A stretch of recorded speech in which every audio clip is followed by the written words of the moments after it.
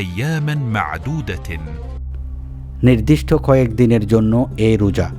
فمن كان منكم مريضا أو على سفر فعدة من أيام أخرى অতঃপর তোমাদের মধ্যে যে অসুস্থ হবে কিংবা সফরে থাকবে তাহলে অন্যান্য দিনে তা পূরণ করে নেবে।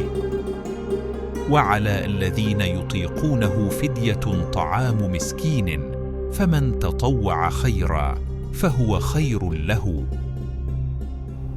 আর যাদের জন্য তা কষ্টকর হবে তাদের কর্তব্য ফিদয়া, একজন দরিদ্রকে খাবার প্রদান করা। অতএব যে স্বেচ্ছায় অতিরিক্ত সৎ কাজ করবে তা তার জন্য কল্যাণকর হবে। وأن تصوموا خير لكم إن كنتم تعلمون আর সিয়াম পালন তোমাদের জন্য কল্যাণকর যদি তোমরা জানো। সূরা বাকারা আয়াত 184।